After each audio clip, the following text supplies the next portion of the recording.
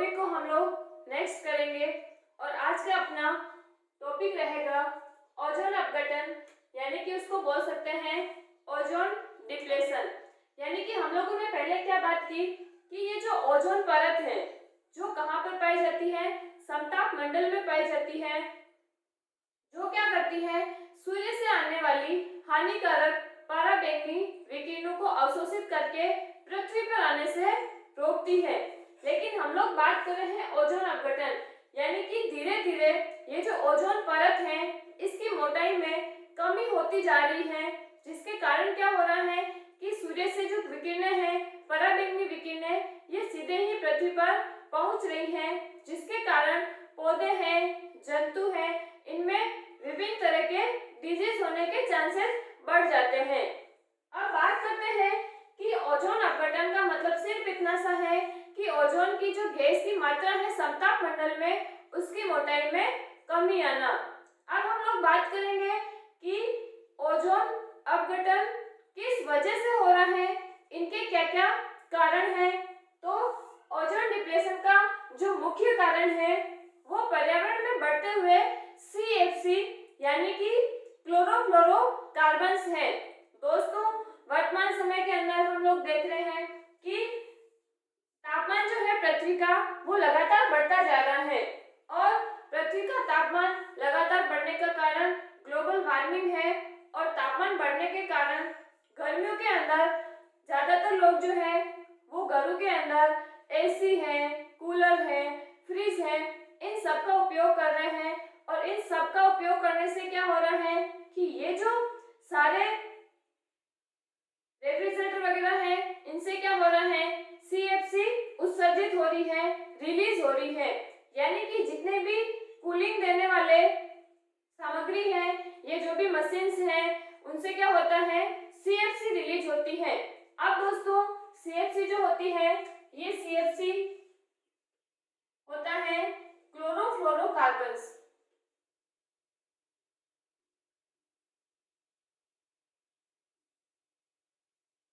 और इसमें से भी जो सबसे ज्यादा नुकसान है वो है क्लोरीन का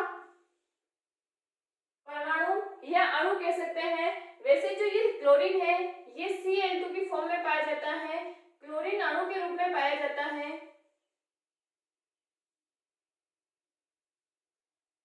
अब हम लोगों ने क्या देखा कि जो ओजोन गैस है ये समताप मंडल में पाई जाती है और यह जो CFC रिलीज हो रही है ये भी उत्सर्जित होने के बाद कहाँ पर जाती है, समताप मंडल में जाती है। और ये CFC क्या रिलीज करती है, ये क्लोरीन का एक मुक्त मूलक रिलीज करती है जो कि बहुत ज्यादा एक्टिव होता है और ये क्लोरीन मुक्त मूलक ओजोन के साथ अभिक्रिया करता है और उसका क्या कर देता है, अपघटन कर देता है। तो यहाँ पर इसकी रिएक्शन अपन इस तरीके से लिख सकते हैं कि ये जो CFC है इसने क्या रिलीज किया, क्लोरीन मुक्त मूलक रिलीज किया और ये किसके साथ अभिक्रिया करेगा, ये ओजोन के अणु के साथ अभिक्रिया करेगा और ये क्या बनाएगा, क्लोरीन ऑक्साइड का मुक्त मूलक बना लेगा और यहाँ पर क्या मुक्त कर देगा, ऑक्सीजन रिलीज कर देगा। इस तरीके से ओजोन का अणु जो है ये किसमें कन्वर्ट हो जाता है, ऑक्सीजन में कन्वर्ट हो जाता है। अब आगे और अभिक्रिया होगी, ये जो ClO मुक्त मूलक है ये आगे और O3 के साथ अभिक्रिया करेगा और ये बना लेगा Cl मुक्त मूलक प्लस O2 बना लेगा। यहाँ पर दो अणु ऑक्सीजन के क्या हो जाएंगे, मुक्त हो जाएंगे। तो दोस्तों यहाँ पर वापस क्या मुक्त हो गया, क्लोरीन मुक्त मूलक मुक्त हो गया, जो आगे वापस से क्या करेगा, O3 के साथ अभिक्रिया करेगा और उसका क्या कर देगा, अपघटन कर देगा।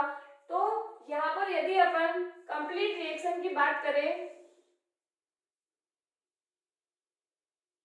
यानी कि पूर्ण अभिक्रिया की बात करें,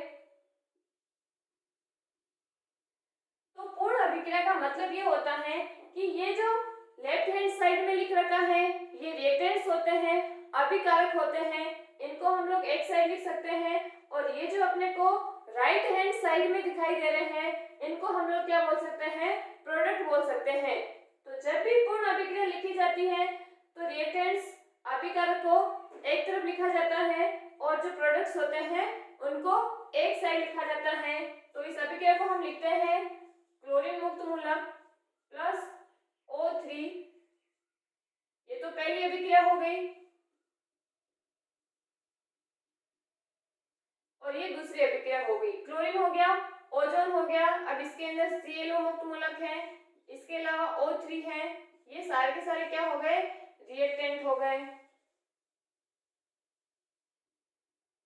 और यहाँ पर यदि हम प्रोडक्ट की साइड लिखेंगे तो ये क्लोरीन ऑक्साइड का मुक्त मूलक है प्लस यहाँ पर ऑक्सीजन है, ये यहाँ पर वापस से क्लोरीन मुक्त मूलक है और ये क्या है, 2 ऑक्सीजन के अणु है। अब दोस्तों ये अपने पास क्या हो जाएगा, प्रोडक्ट हो जाएगा। अब हम लोग जानते हैं कि लेफ्ट हैंड साइड और राइट हैंड साइड के अंदर जो भी इक्वल अणु या परमाणु होंगे वो आपस में क्या हो जाएंगे, कैंसिल हो जाएंगे। तो ये क्लोरीन मुक्त मूलक से कैंसिल हो जाएगा, ये जो क्लोरीन ऑक्साइड का मुक्त मूलक है ये इससे कैंसिल हो जाएगा। अब यहाँ पर कुछ भी कैंसिल नहीं हो रहा है। अब देखो यहाँ पर O3 का 2 अणु है तो यहाँ पर अपन लिख सकते हैं 2O3 और यहाँ पर अपने पास एक ये वाला ऑक्सीजन का अणु है और 2 ये वाले ऑक्सीजन के अणु हैं। इस तरीके से टोटल अपने पास 3 ऑक्सीजन के अणु आ गए। तो यहाँ से आपको पूर्ण अभिक्रिया के माध्यम से ये समझ में आ रहा होगा कि जब 2 अणु ऑक्सीजन के अपघटित होते हैं तो 3 अणु ऑक्सीजन के हम लोगों को प्राप्त होते हैं। तो यहाँ पर हम लिख देंगे 2 अणु ओजोन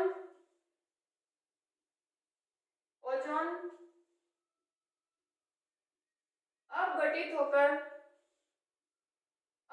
होकर 3 अणु ऑक्सीजन का निर्माण करते हैं। 3 अणु ऑक्सीजन का निर्माण करते हैं।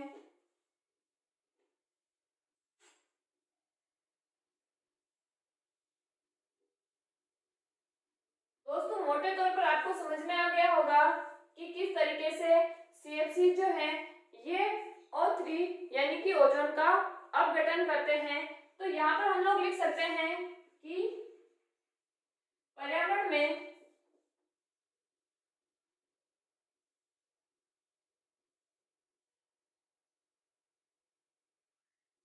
या प्रकृति में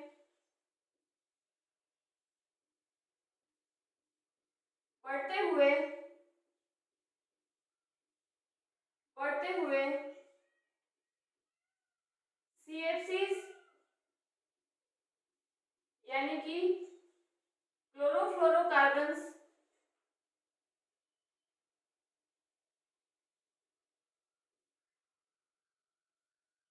कहाँ से निकलते हैं, तो AC है, कूलर है, रेफ्रिजरेटर है,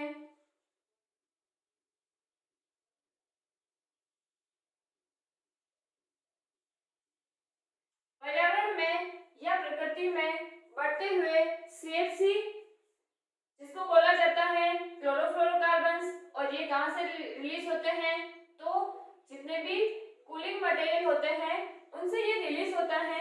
अब बढ़ते हुए CFCs जो कि संताप मंडल में जाकर क्लोरीन मुक्त मूलक का क्लोरीन फ्री रेडिकल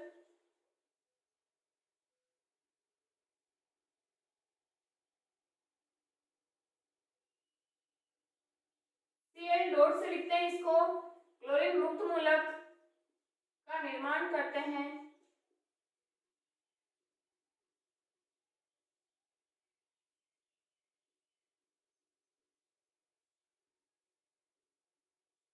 जो ओजोन अपघटन के लिए ओजोन अपघटन के लिए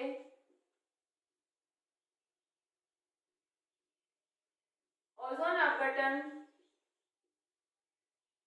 ओजोन डिप्लेशन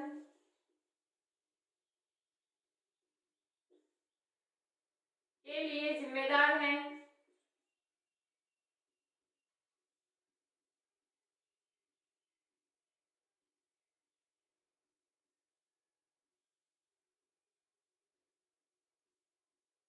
अब आपको ये जानकर हैरानी होगी कि एक क्लोरीन का जो मुक्त मूलक होता है, फ्री रेडिकल होता है, वो लगभग 1 लाख ओजोन के अणु को क्या कर देता है, अपघटित कर देता है। इसके अलावा दोस्तों हम लोग जानते हैं कि O3 का निर्माण होता है, वापस O3 किस में कन्वर्ट होता है, O2 में कन्वर्ट होता है। इस तरीके से इसके निर्माण की और अपघटन की प्रक्रिया निरंतर क्या होती है, चलती रहती है। लेकिन क्योंकि इसके अपघटन की दर जो होती है ये इसके निर्माण की तुलना में क्या होती है, बहुत फास्ट होती है, इसीलिए ओजोन की जो मोटाई है ये लगातार क्या होती जा रही है, कम होती जा रही है। तो यहाँ पर हम लोग लिख सकते हैं एक क्लोरीन परमाणु या क्लोरीन मुक्त मूलक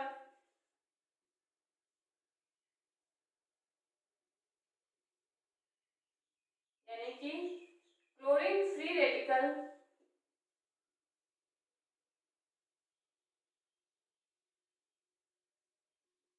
is equal to 1 lakh O3 अणु का अपघटन।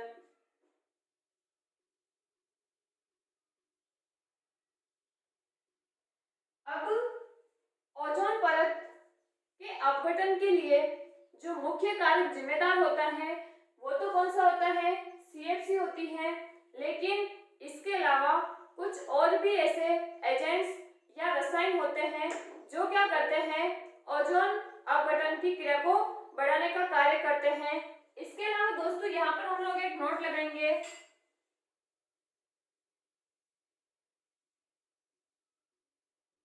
जो ओजोन की मोटाई है इसको नापा जाता है डाल्टन यूनिट के अंदर। तो ओजोन की इकाई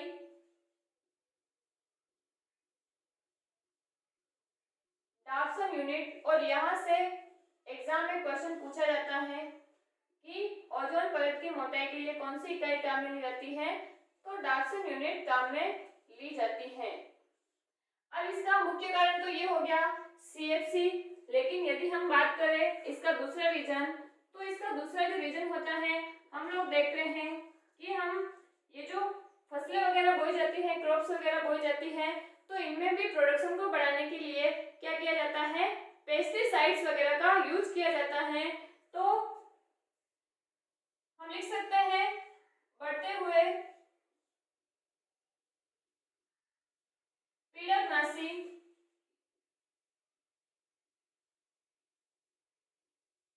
यानी कि पेस्टिसाइड्स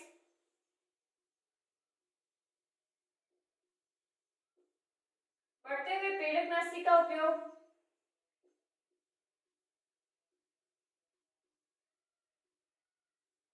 इसके अलावा दोस्तों हम लोग बात करें तो ये जेट वायुयान वगैरह होते हैं, ये भी जब उड़ान भरते हैं तो इनसे क्या निकलते हैं, नाइट्रोजन के ऑक्साइड्स निकलते हैं। तो नाइट्रोजन के जो ऑक्साइड्स होते हैं ये भी किसके लिए जिम्मेदार होते हैं, ओजोन अपघटन के लिए जिम्मेदार होते हैं। तो हम लिख सकते हैं नाइट्रोजिनस ऑक्साइड, नॉक्स बोल सकते हैं इसको,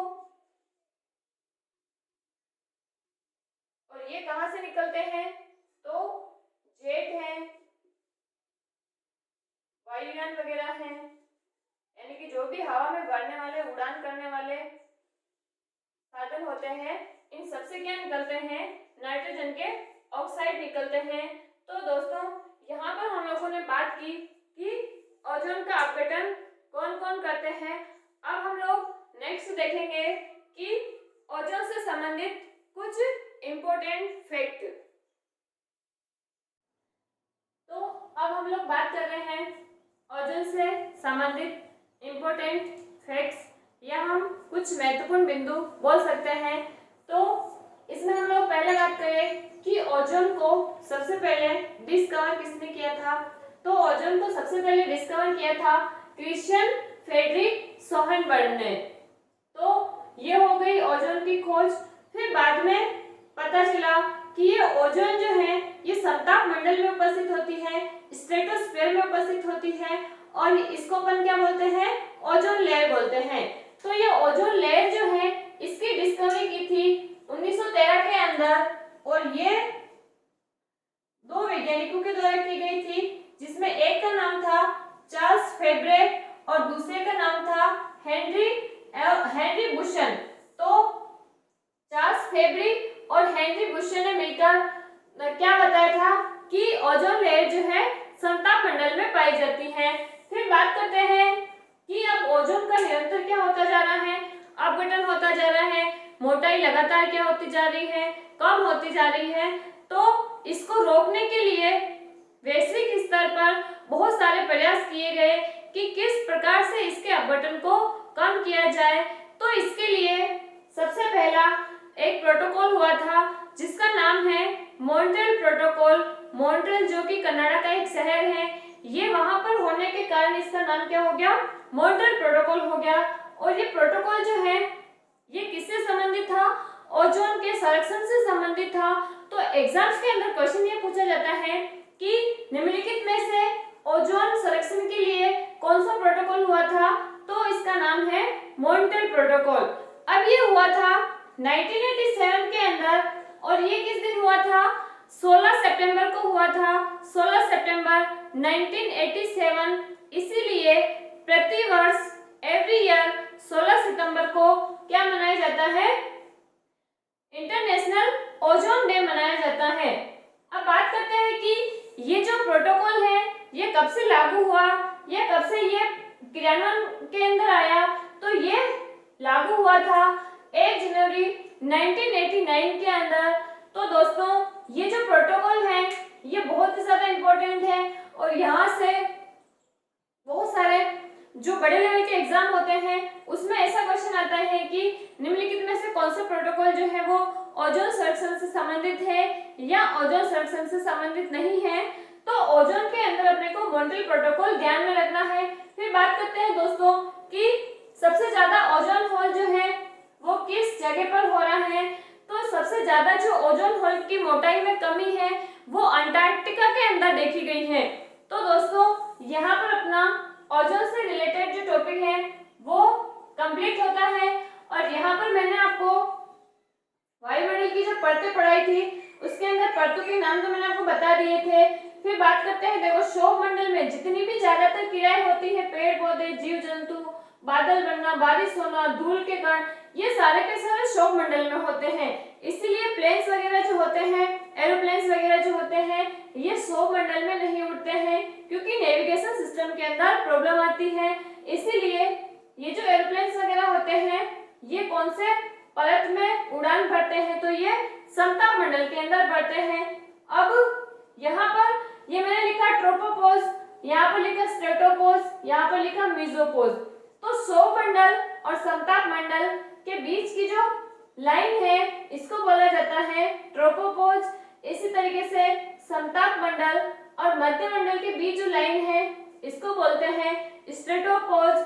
इसी तरीके से मध्य मंडल और आयन मंडल के बीच की जो परत है या लाइनिंग है या जो इनको विभक्त करती है इसको बोलते हैं मेसोपॉज। तो सिंपल सा है, देखो यहाँ पर इसका नाम ट्रोपोस्फीयर है तो इसका नाम ट्रोपोपॉज हो गया। इसी तरीके से इसका नाम स्ट्रेटोस्फीयर है तो इसका नाम स्ट्रेटोपॉज हो गया। इसी तरीके से मध्य मंडल का नाम मेसोस्फीयर है तो इसका नाम क्या हो गया, मेसोपॉज हो गया। तो उम्मीद करती हूँ आप लोगों को समझ में आया होगा। धन्यवाद दोस्तों।